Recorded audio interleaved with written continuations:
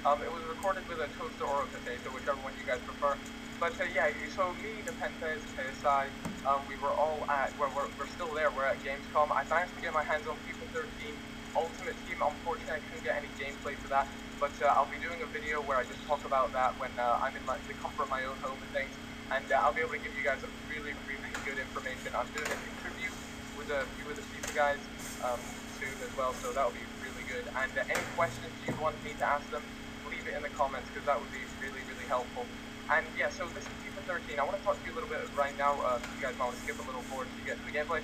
But yeah, so here are the skill games. Instead of just dancing around, prancing around in the arena doing nothing except for shooting for super long range goals in the hope that it goes in, you're now given skill games. And I really didn't know what I was doing to begin with. I was just messing around and seeing what the deal was. But yeah, these skill games are pretty cool. There's a whole bunch of different ones.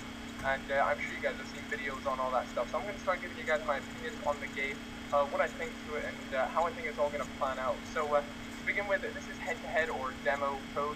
So guys, whatever you do, please don't take this as like final code. Like, oh my god, the first touch is too heavy, this game is ruined. Because in demos, like FIFA 12, the impact engine was very noticeable. And with the first touch, I imagine it's going to be very much the same. And they always, I mean, I was speaking to the guy, apologize for the background noise, by the way, guys, but they always, you know, tweak it right up to the last minute, and that's what I was speaking to them about. And so, you know, you might see huge first touches, and that's one of the things that they really brought into this game.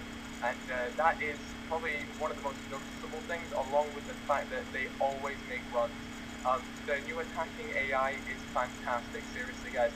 I really can't praise it enough. It is incredible. Like, when I'm attacking now, they'll move their runs, they'll change their body position just to make sure they can make a solid run for it. Now you guys might be thinking, well, what about the defending? If the attacking's that good, surely they should have done a bit of effort to make the defending just as good.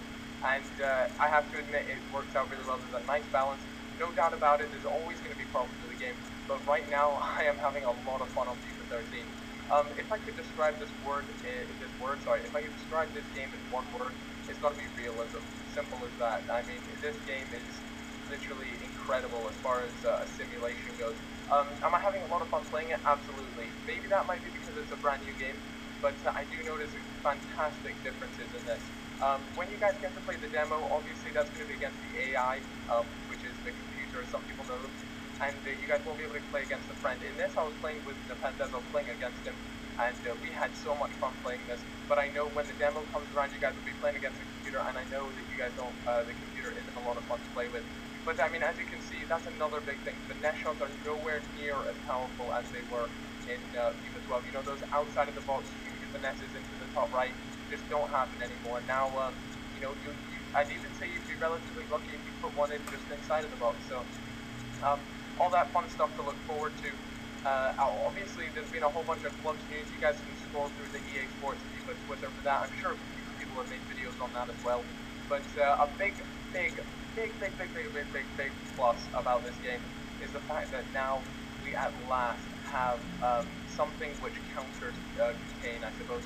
You can pretty much body feint them, you can dummy them, and it will get around them, and it is a savior. Me and Nepenthes, we actually tried it where we could go and contain against each other. I personally don't use that anyways, but I know there were a lot of people who complained about it within FIFA 12, and so what we did was we both decided, right, we're going to contain against each other and see if we can get past each other, and we did. All you had to do was, you know, a nice skill move here and there, and it manages to completely sell and contain defender, so it kind of makes them look a bit bad.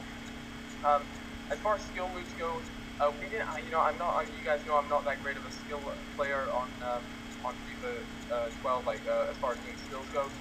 And as far as solo runs goes, they're just not going to happen in head-to-head. I mean, I already know in head-to-head they don't really happen too much.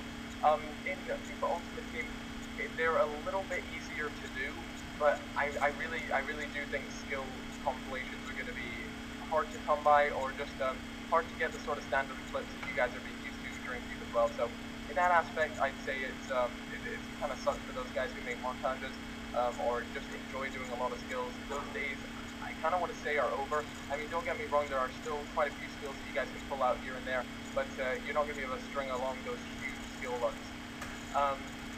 Shot power, for some reason, I feel as though the shots in this game are really strong. I suppose that's a plus side to it. and it's simply this game is just realistic. It's so realistic. The time ball control is really cool, which is the complete dribbling aspect. All really good fun. But this game ended 0-0, which is a bit unfortunate. We ended up going to penalties, and I